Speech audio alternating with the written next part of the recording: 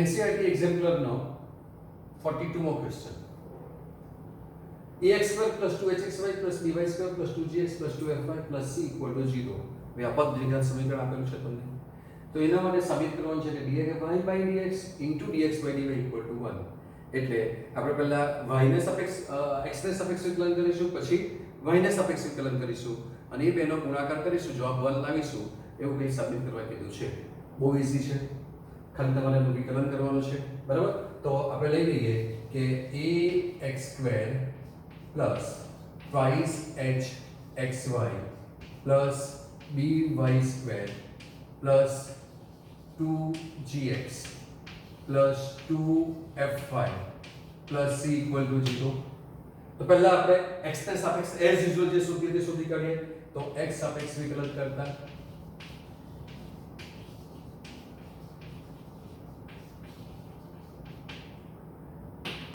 e અચળ છે x પર વિકલન twice x થશે એટલે આપણે જવાબ લખીશું twice ax plus twice h અચળ છે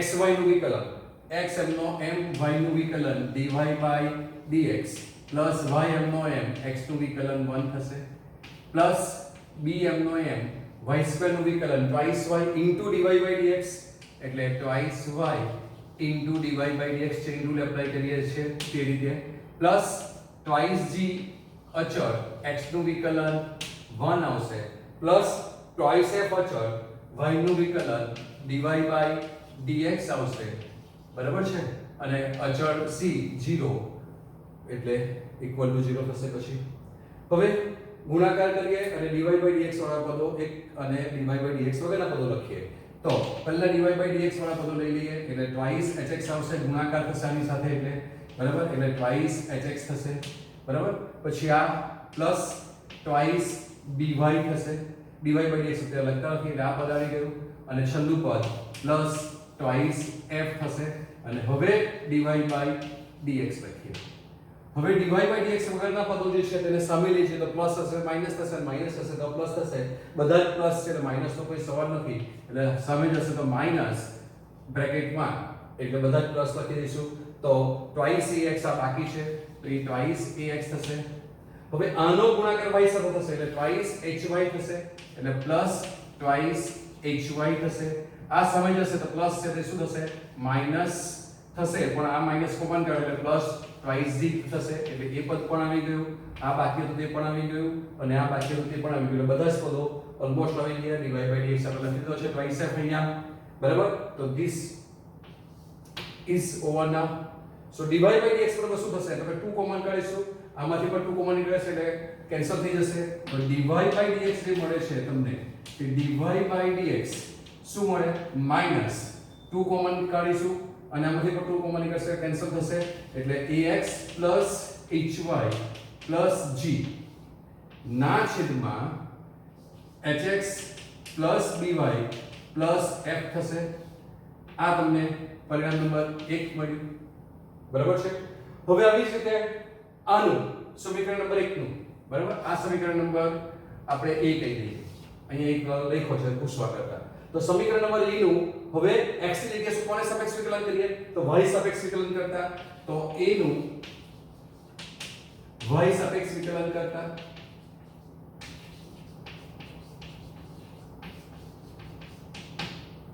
a નું y ને સાપેક્ષ વિકલન કરીએ તો a અચળ x² નું વિકલન twice x આવશે પણ જે રીતે dy by dx વડે ગુણતા થાય એટલે શું કરવું પડશે dx by dy લખવું પડશે એટલે શું જવાબ આવશે તો કે a અચળ x² નું વિકલન twice x dx by dy આવશે કે x નું y ને સાપેક્ષ વિકલન કર્યું બરાબર છે ચેઇન રૂલ એપ્લાય કર્યો plus twice h constant m ના m xy x અચળ m નો m y નું વિકલન y ને સાપેક્ષ 1 પ્લસ y m નો m અને x નું વિકલન y ને સાપેક્ષ x નું વિકલન y ને સાપેક્ષ એટલે dx by dy થશે બરાબર પ્લસ b અચળ y² નું વિકલન twice y અને તે પણ y ને સાપેક્ષ છે એટલે dy by dy 1 થાય એટલે લખતા નથી twice g અચળ x નું વિકલન y ને સાપેક્ષ એટલે dx by dy plus twice f y નું વિકલન 1 અને અચળ 0 એટલે ઇક્વલ ટુ 0 થશે. dx dy વાળા પદો લખીએ, બાકીનાને સામે લઈ જઈએ તો dx dy વાળો આ એક પદ છે એટલે શું થશે ટ્વાઇસ ax. હવે આ ટ્વાઇસ h આની સાથે ગુણાશે ત્યારે dx dy મળશે, આ પછી આવશે એટલે પહેલા આપણે આ પદ લખીએ છીએ એટલે શું આવશે પ્લસ ટ્વાઇસ hy.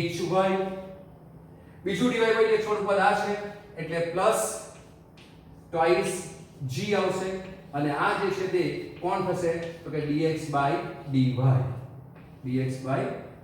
થશે. બરાબર છે, સમજાય ને? હા, હવે dx by dy સિવાયના પદોને સામે લઈ જઈએ એટલે માઈનસ થશે, બધા જ માઈનસ થશે એટલે આપણે પહેલા જ માઈનસ લખી દઈએ એટલે બાકીના પ્લસ જ લખવાના રહે.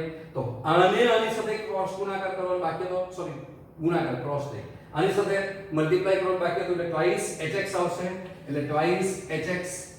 આ જે પદ છે તે એ પ્લસ ટ્વાઇસ dy થશે અને પ્લસ ટ્વાઇસ f આવશે.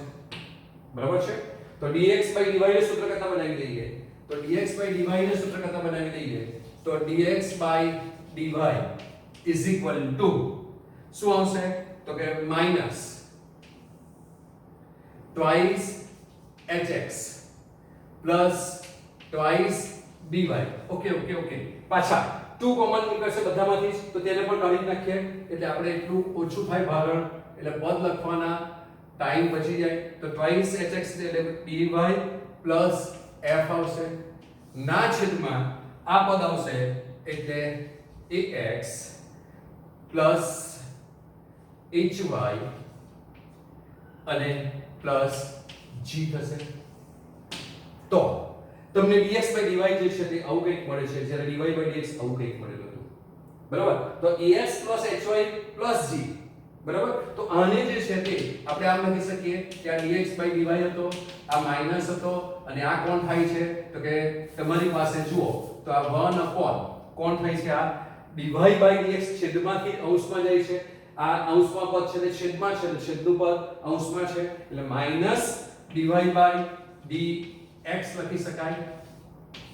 આ કોણ છે માઈનસ અંદરનું પદ છે તે dy by dx છે અથવા તો આ માઈનસ માઈનસ બધે કમ્પેર કરી લો તે પ્લસ જ થઈ જાય છે તો એ લખવાનું તો પણ ચાલશે આવી રીતે.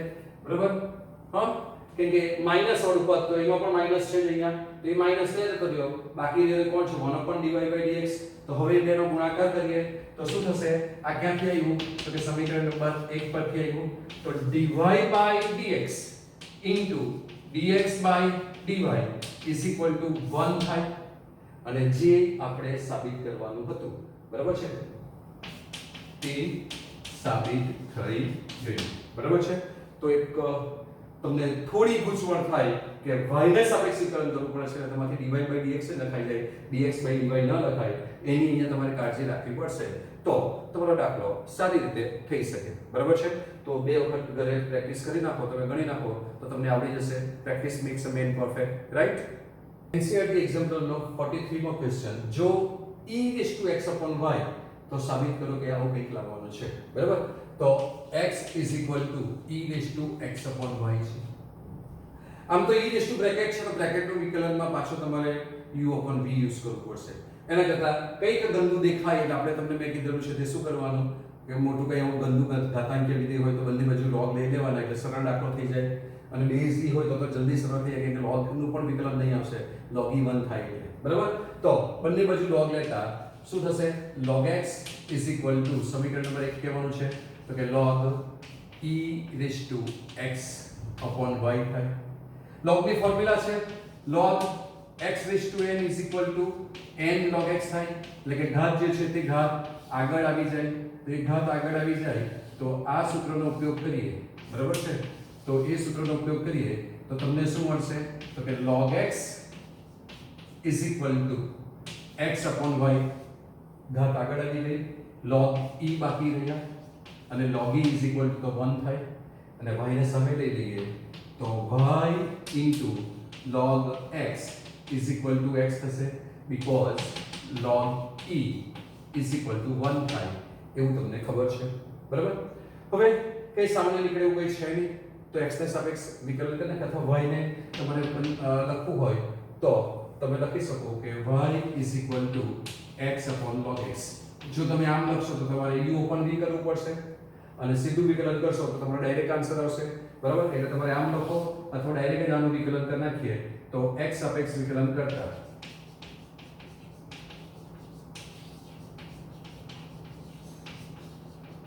તો y m ના m log x નું વિકલન 1/x થશે પ્લસ log x m ના m અને y નું વિકલન dy by dx થશે અને ઇઝ ઇક્વલ ટુ x નું વિકલન 1. dy by dx નું સૂત્ર તમારું છે આ y by x સામે જશે એટલે આપણે ઉપર લખીએ તો dy by dx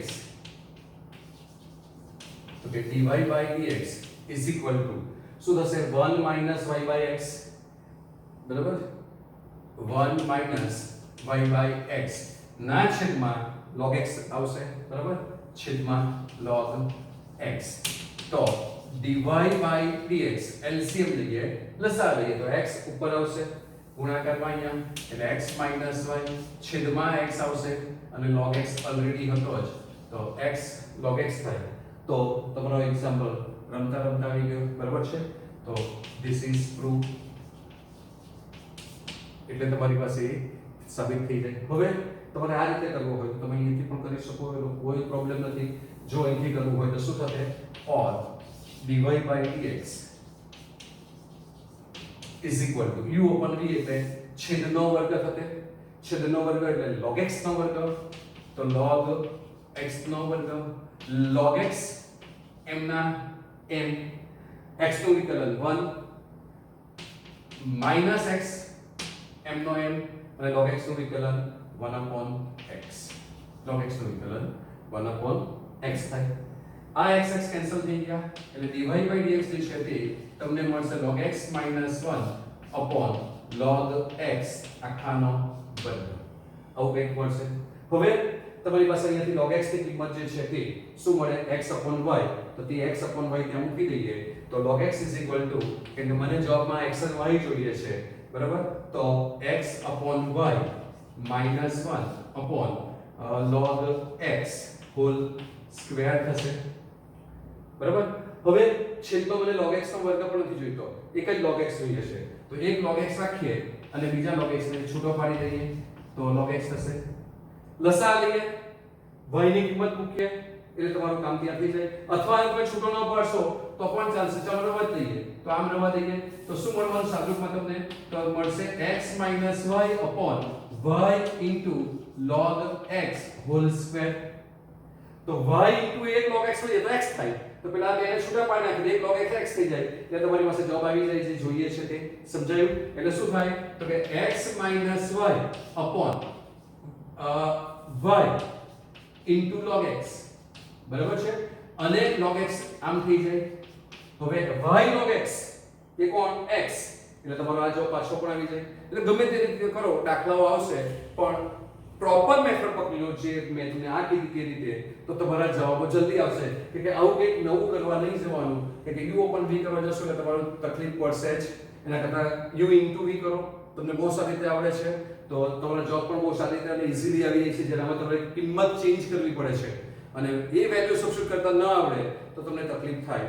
એટલે પ્રોપર ઈઝી મેથડ પકડો. બાકી ગણિતમાં દાખલાઓ n રીતે થતા હોય છે અને તમે n+1 ની રીતે કરશો ને તો લોજિકલી સાચો હશે અને કંઈક તમારી લોજિકલી કોઈ ભૂલ ન હોય તો તે પણ સાચો જ ગણાય. કે દાખલા ગણવા માટેની ઘણી બધી રીતો છે. તમે શું કરો છો તેના પર બધો આધાર રાખે છે, બરાબર? પણ શું કામ આપણે ગણીએ છીએ કે તમે પ્રેક્ટિસ કરો તો તમે સારી ઈઝી મેથડ પકડી લો અને તમને તે જ મેથડ યાદ રહી જાય તો તમારે વિધાઉટ વેસ્ટિંગ અ ટાઈમ તમે સારા માર્ક્સ મેળવી શકો. NCERT example question number 44 y raised to x is equal to e raised to y minus x. તો સાબિત કરો કે dy by dx is equal to 1 plus log y whole square upon log y, બરાબર? e raised to bracket આ ફોર્મમાં તો તમને આપેલું જ છે, બરાબર? પણ અહીંયા વેરીએબલ રેસ ટુ વેરીએબલ, ચલ રેસ ટુ ચલ છે, બરાબર? તો ચલ રેસ ટુ ચલ છે એટલે કાં તો આને પણ એના પાવરમાં ફેરવવું પડે. એને કરતાં અહીંયા બેઝ e છે તો બંને બાજુ log લઈએ તો log e 1 થાય. મગજમાં આપણે આ ખ્યાલ રાખીશું, બરાબર? તો y raised to x is equal to e raised to y minus x છે. બંને બાજુ log લઈ લઈએ તો log ના નિયમ પ્રમાણે તમારી પાસે log નો આ નિયમ છે કે log x raised to n હોય તો જવાબ આવે n log x. આ તમને ખબર છે અને એ ખબર છે એટલે એનો ઉપયોગ કરીએ, બરાબર છે? તો એનો ઉપયોગ કરીએ તો તમારી પાસે ઘાત નીચે આવશે એટલે y minus x થશે, આ ઘાત પણ નીચે આવશે એટલે x log y is equal to y minus x અને log e આવશે. log e 1 થાય ખબર છે એટલે તમને શું મળે તો કે therefore x log y is equal to y minus x મળશે. x ને એક બાજુ ભેગા કરી દઈએ, માઈનસ છે આ બાજુ આવશે પ્લસ થશે અને કોમન કરી લઈએ તો 1 plus log y into x is equal to y થશે. બધા y છે એક જ x છે તો x ને સૂત્ર કરતા બનાવીએ તો x ને સૂત્ર કરતા બનાવીએ તો x is equal to આ સામે જાય એટલે ડિનોમિનેટર છેદમાં જશે એટલે 1 plus log y થશે. x એ y નું વિધેય થઈ ગયું તો y ને સાપેક્ષ વિકલન કરીએ x ની જગ્યાએ, બરાબર છે? તો y ને સાપેક્ષ વિકલન કરીએ તો y સાપેક્ષ વિકલન કરે. This is important. y સાપેક્ષ વિકલન કરતા અને એટલા માટે જ દરેક એક્ઝામ્પલમાં આપણે x સાપેક્ષ y સાપેક્ષ વિકલન કરીએ લખ્યું છે. દરેકમાં x ને સાપેક્ષ કરતા હતા છતાં લખ્યું કે આવી વખતે તમને યાદ આવે તો આનું y ને સાપેક્ષ વિકલન કરવાના એટલે શું થવાનું તમારી પાસે તો કે dx by dy થવાનું. તો કે dx by dy થશે is equal to u upon v છેદનો વર્ગ. છેદનો વર્ગ એટલે 1 plus log y નો વર્ગ થશે, બરાબર છે? હા, બીજું કેમ આવું કર્યું તો તમે અહીંયા જવાબ જો તો પણ ખબર પડે કે 1 plus log y નો વર્ગ જોઈએ છે અને આપણી પાસે આ હતું તો 1 plus log y નો વર્ગ પહેલામાં dy by dx છે તો અહીંયા dx by dy સુધી સુધી અંશમાં આવશે તો તમારું કામ થઈ જાય. તો આ વસ્તુ પણ તમારે ધ્યાનમાં રાખીને દાખલાઓ ગણવાના, બરાબર? તો 1 plus log y નો વર્ગ m નો m છે રેશો અંશમાં તો 1 plus log y નો વર્ગ sorry 1 plus log y m નો m રહેશે. આ તો વિકલન લખ્યા પછી સ્ટેપ હતું. y નું વિકલન 1 કેમ કે y ને સાપેક્ષ વિકલન કરીએ છીએ માઈનસ y m નો m અને 1 નું વિકલન 0 log y નું y ને સાપેક્ષ વિકલન log y નું y ને સાપેક્ષ વિકલન એટલે 1 upon y થશે એટલે 1 upon y મળશે, બરાબર? તો આ y કેન્સલ થશે એટલે બાકી શું રહ્યું 1 plus log y અને minus 1 થશે એટલે dx by dy જે છે તે તમને મળે છે dx by dy is equal to 1 plus log y minus 1 upon 1 plus log y whole square. 1 1 cancel થાય એટલે આપણને જે મળશે તે dx by dy is equal to log y upon 1 plus log y whole square મળશે. પણ આ તો dx by dy હતો તો પ્રતિવિધિની વ્યાખ્યા પ્રમાણે શું થશે પ્રતિવિધિના વિકલનની હે તો dy by dx સમજી જવાનું એમાં પ્રતિવિધિની વ્યાખ્યા આપણે વિકલન કરીએ એટલે પ્રતિવિધિના વિકલનનો નિયમ, બરાબર? તો is equal to 1 upon dx by dy આવે એટલે આન્સર તમારી પાસે આવશે 1 plus log y નો વર્ગ upon over log y જે તમારે પ્રૂવ કરવાનું હતું તો એકદમ ઈઝીલી છે ને સરળ આ રમતા રમતા આવી જાય છે તો તે પ્રૂવ થયું. So this is proved, right?